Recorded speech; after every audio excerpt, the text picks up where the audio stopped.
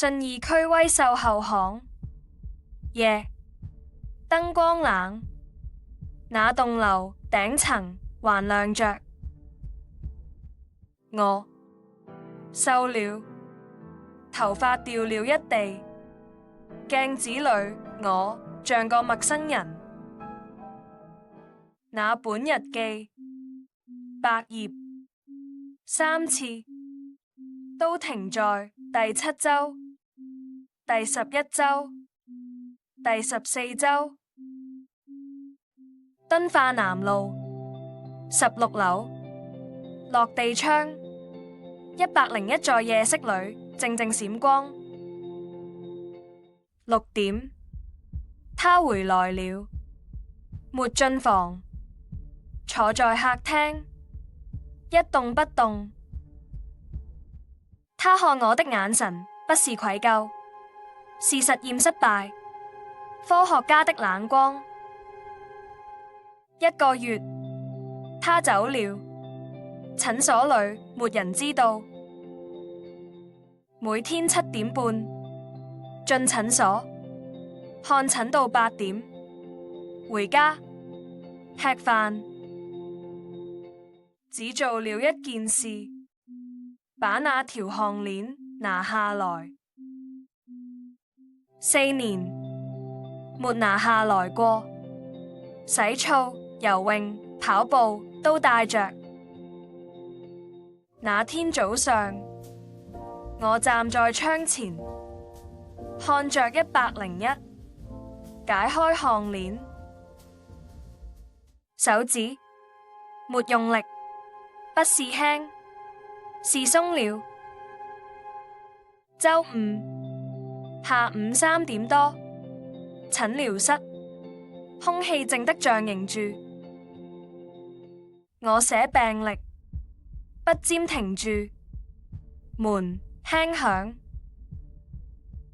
敲門聲，江醫師，助理的聲音。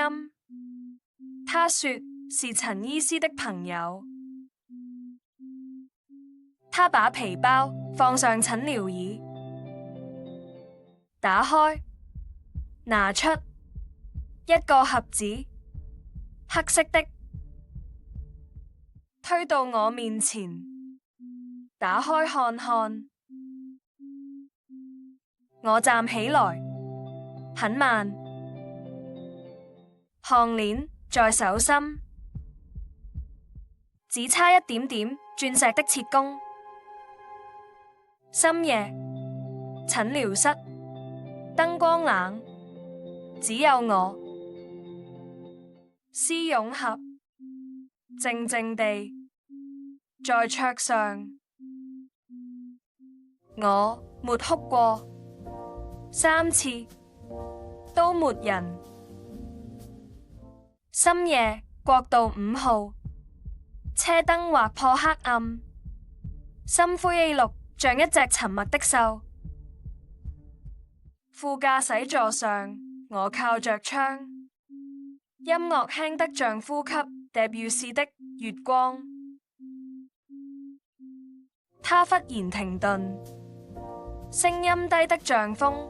今晚如果你願意。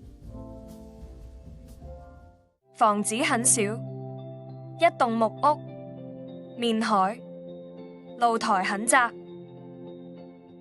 他開門進去，客廳空得嚇人。他把背包放沙發上，他走了，我沒動。洗完澡，浴袍是奶油白的，棉質的，小房子備用的。客廳沙發上，睡袋已經鋪好。他換了衣服，白 T 恤，深藍運動褲。他看見我，3秒，沒說話，走過來，停在一步遠。他伸手，輕碰到了鎖骨，我沒退。這條，他輕聲說，戴上比盒子裏好看。我抬頭看着他，說，陸家謙，陳漢不要的東西，我今晚想要。深夜，浴室門縫透出光，他低頭，嘴唇停在鎖骨上，